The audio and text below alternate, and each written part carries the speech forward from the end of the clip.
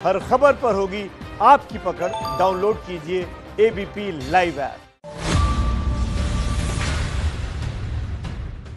तो भारत की बात में बात, बादलों के आगे सरकार की, जल के जालिम अवतार की। क्योंकि इस देश में बारिश के मौसम का हाल कुछ ऐसा कि जरा सी बारिश में राजधानी दिल्ली की सड़कें सराबोर हो जाती हैं, तो देहात में सैलाब चहुओर हो जाता है। ना शहर में सुकून है, ना गांव में। शहरों में बरसे तो निकासी की व्यवस्था नहीं, गांवों में नदियां बढ़े तो निकल पाने की अवस्था नहीं। तो फिर सवाल यही कि क्या ये देश कभी बारिश के पानी को बचाना और उससे बचना सीख पाएगा?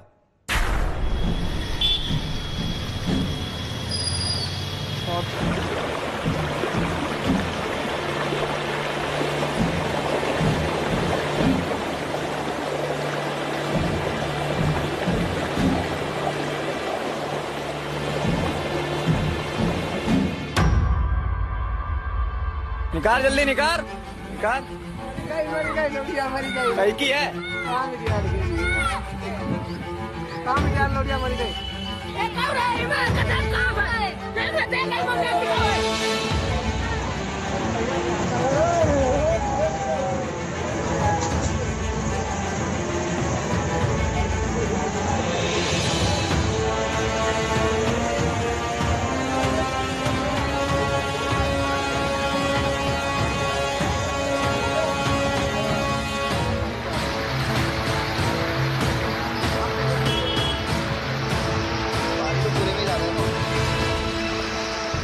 इस हैंडपंप को देखिए और अंदाजा लगाइए कि लोग पानी कैसे पीते होंगे, क्योंकि बाढ़ प्रभावित इलाके में हर तरफ पानी है।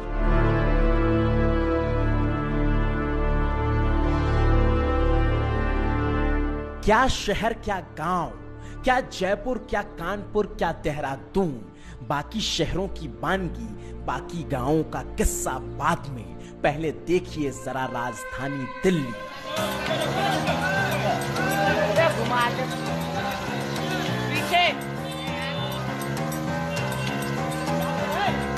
इंसानी अरमानों की दिल्ली।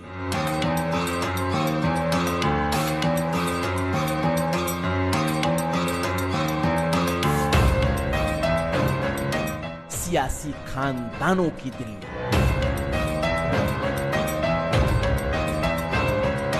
वो दिल्ली जहां सियासत सदा के लिए आबाद है।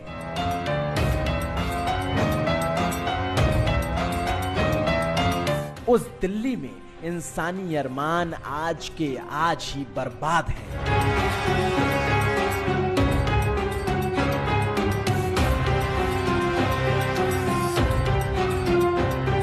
ये वो दिल्ली नहीं जिसमें लुटियंस की दिल्ली का हिसाब है या फिर साउथ दिल्ली के बंगलों का ख्वाब है, बल्कि ये वो दिल्ली है जिसे अक्खे हिंदुस्तान ने जिया, जिसे चंद घंटे की बारिश ने चित कर दिया। राजधानी दिल्ली में देर रात से ही झमाझम बारिश हो रही है, जिसके चलते जगह जगह जल भराव हो गया है। और ताज्जुब तो देखिए, 21वीं सदी में ये वो राजधानी दिल्ली है जहां सड़कों पर बही वैतरणी को पार करने के लिए आज भी बैलगाड़ी का सहारा लेना पड़ता है। और ऐसे बेअंदाज पानी में बैलगाड़ी भी बोल उठती है, भैया हमसे ना हो पाएगा।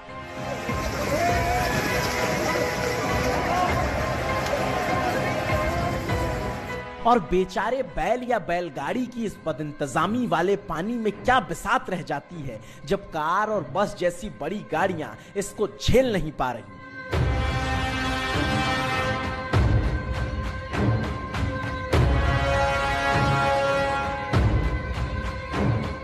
और ऐसी स्थिति में आपकी, हमारी, हम सब की राजधानी दिल्ली का ये हाल तब है जब महज 2 दिन बाद हम लोकतंत्र के ललाट पर आजादी का जश्न मनाने जा रहे हैं। और जब 70 बरस बाद देश की राजधानी ही बारिश के पानी की परेशानी से आजाद नहीं हो पाई, तो फिर गांव इस बर्बादी से कितने आजाद होंगे, जरा कल्पना करके देखिए। हमारे साथ जरा उत्तर प्रदेश के बाराबंकी चल के देखिए, जहां चलना भी मुहाल है।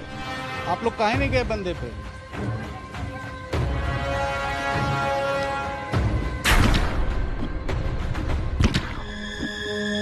करीब करीब 600 किलोमीटर लगा लीजिए। देश की राजधानी से और सूबे की राजधानी लखनऊ से महज 50 किलोमीटर मानकर चलिए, जहां पड़ता है जिला बाराबंकी, तहसील सिरौली, और वहां के दर्जनों गांवों की कैसी जल समाधि बनी है जरा देख लीजिए।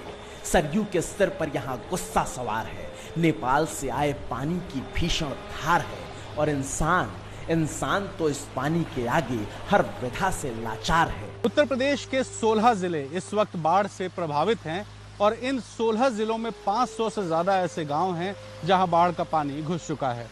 मैं ऐसे ही 16 में से एक जिले यानी बाराबंकी में मौजूद हूं, जो लखनऊ से सटा हुआ जिला है, और आप देख सकते हैं कि कितनी तेज धार में यहाँ पे सरयू का जो पानी है वो आ चुका है। तो लगातार इसी तरह के हालात उत्तर प्रदेश के 16 जिलों में हो रखे हैं और सरकार पूरी कोशिश कर रही है, लेकिन बाढ़ के हालात कुछ इस तरह के होते जा रहे हैं कि अब लोग बंधों पर शिफ्ट होना शुरू कर चुके हैं और दिक्कतें बढ़ती जा रही हैं। सबसे बड़ी परेशानी बारिश ने बढ़ाई है। बीते 2-3 दिनों से बारिश लगातार रुक रुक कर हो रही है, जिसकी वजह से हालात और ज़्यादा खराब हैं, और एक वजह नेपाल से छोड़े जाने वाला पानी भी है, जो लगातार उत्तर प्रदेश के कई ऐसे जिले हैं जहां पर हालात को और ज्यादा बिगड़ता जा रहा है। और हालत ज्यादा बिगड़ना कहते किसे हैं, जरा इन तस्वीरों से समझिए। बाढ़ के मारे इन चेहरों से पूछिए और देखिए कि जब गांव में जाने तक के रास्ते पर सैलाब कब्जा कर ले, जब जमीन के जर्रे जर्रे पर सरयू अपना साम्राज्य स्थापित कर ले, तब की स्थिति में भी पानी लगातार बरसता रहे, तब जिंदगी कितनी जालिम हो जाती है यह आज की तारीख में कोई इन बाराबंकी के गांवों से आकर पूछ ले, क्योंकि यहाँ रहना तो छोड़िए साहब, सड़क पर चलना भी मुहाल है, क्योंकि सड़क का कुछ ऐसा हाल है। मैं इस वक्त जिस सड़क पे खड़ा हूँ ये बाराबंकी जिले के तिलवारी गांव को जाती है, लेकिन इस वक्त बाढ़ की वजह से जो रास्ता है वो पूरी तरीके से कट चुका है। आप बिल्कुल सामने देखिए, ये जो सड़क जा रही है और सामने छोटा सा पुल दिखाई दे रहा है, उस पुल और इस पुल के बीच में जो सड़क थी वो कटान की वजह से बह चुकी है, और यही वजह है कि पानी की धार आपको इतनी तेज दिखाई दे रही है।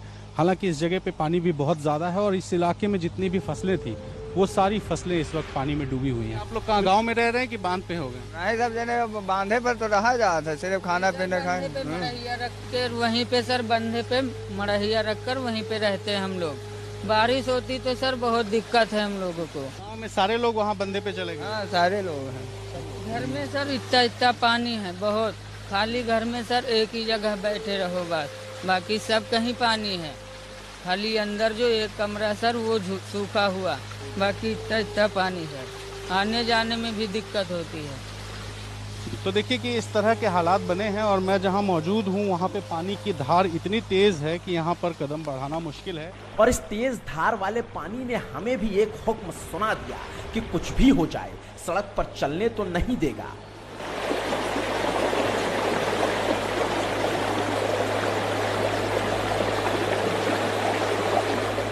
मगर आज संवाददाता रणवीर अपने कैमरामैन के साथ ये सोचकर निकले थे कि कुछ भी हो जाए गांव तक तो जाना है, गांव वालों की हालत को, पानी के आगे जिंदगी की जलालत को दिखाना है, सोए हुए सिस्टम को नींद से जगाना है।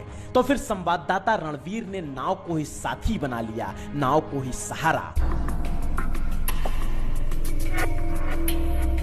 नाव जैसे जैसे गांव की ओर बढ़ती गई, बदहाल जिंदगी की कहानी और ऊपर चढ़ती गई, क्योंकि यहाँ जो हमें दिखा उसने हमें बता दिया कि बाराबंकी के इस पूरे इलाके में भर चुके मटमैले पानी ने जिंदगी के सारे रंग छीन लिए हैं। अरमानों की बूंद बूंद से सींचकर जो फसलें लगाई उनको भी पानी की कारस्तानी ने लील लिए हैं।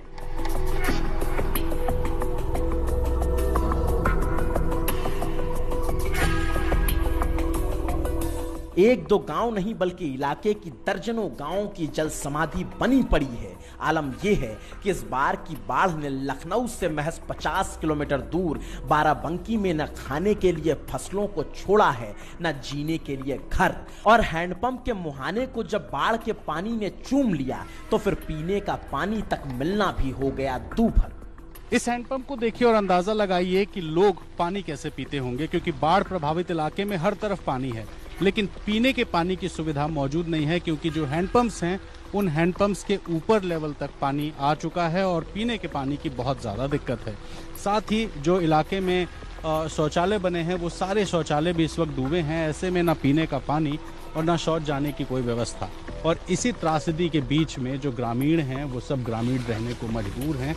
और आप देखिए कि पेड़ के तने तक यहाँ पानी है और मेरी नाव जब यहाँ पहुंची तो पेड़ का तना मेरे से लग रहा है। और दिक्कत बस इतनी हो तो बात बन जाए, मगर बाराबंकी के तिलोई जैसे तमाम गांवों में दिक्कतों के दरिया ने ऐसा डेरा जमा रखा है कि पूछिए मत। पता नहीं लखनऊ के सचिवालय या मंत्रालय की नजर इधर पहुंचती भी है या नहीं, भगवान जाने। मगर सच्चाई तो लखनऊ की चमक धमक से कोसों दूर कुछ ऐसी बदरंग है जिसे बहुत लोग जानते नहीं या फिर जानना चाहते नहीं। और वो सच्चाई ये कि उत्तर प्रदेश के 16 जिले बाढ़ की चपेट में हैं। 947 गांवों का दम उस बाढ़ के पानी में घुट रहा है। 5.5 लाख लोगों की आबादी बाढ़ के मटमैले पानी में फंसी हुई है। 44,852 हेक्टेयर फसल डूब गई। 750 के करीब घर बर्बाद हो चुके हैं। और सबसे दुखद तो ये कि उत्तर प्रदेश में बाढ़ की वजह से 12 लोग जान गंवा चुके हैं।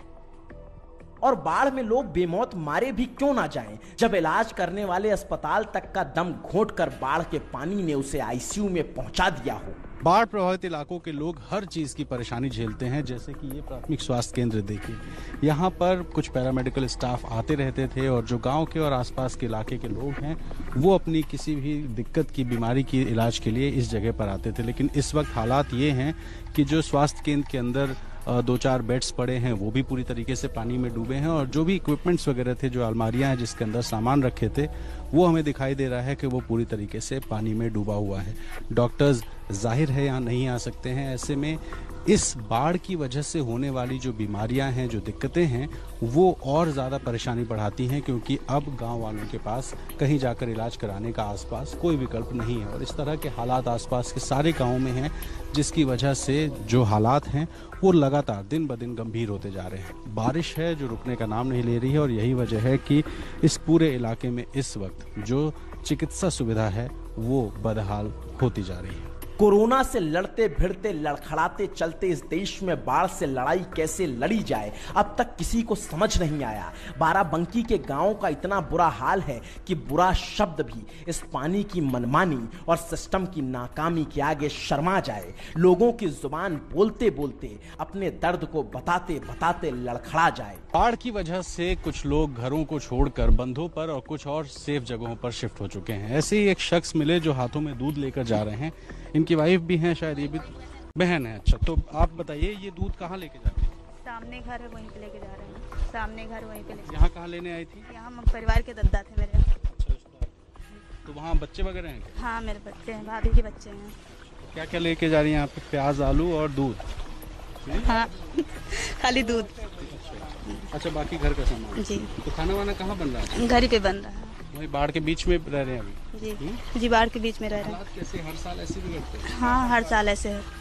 अच्छा, नेताओं से आप लोग शिकायत नहीं करती हैं कि बाढ़ के लिए को दूर करने के लिए कुछ करें जब वो वोट मांगने आते हैं? ये सब तो पापा भैया लोग कहते हैं, लेकिन कोई सुनवाई नहीं होती है। वोट इस आधार पे देते हैं कि सरकार से हमें कुछ मदद मिलेगी, लेकिन सरकार से मदद कुछ नहीं मिल पा रही। जैसे हमारे यहाँ हमेशा हर साल इसी तरह पानी हमारे गाँव में आता है और हम लोग जो है बहुत त्रस्त हो जाते हैं।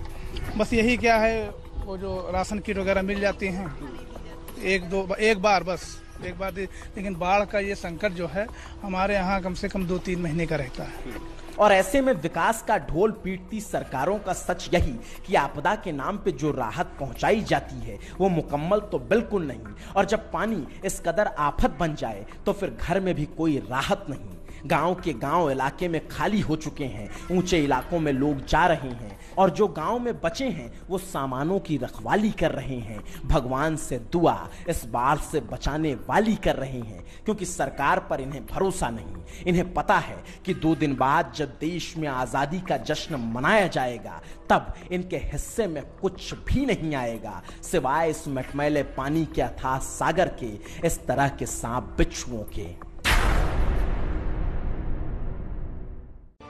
आजादी के 73 साल बीत जाने के बाद भी अगर हम बाढ़ से हुई बदइंतजामी को नहीं झेल सकते, नहीं इंतजाम कर सकते, तो वाकई में हमारे सिस्टम में कहीं ना कहीं बहुत बड़ी कमी है।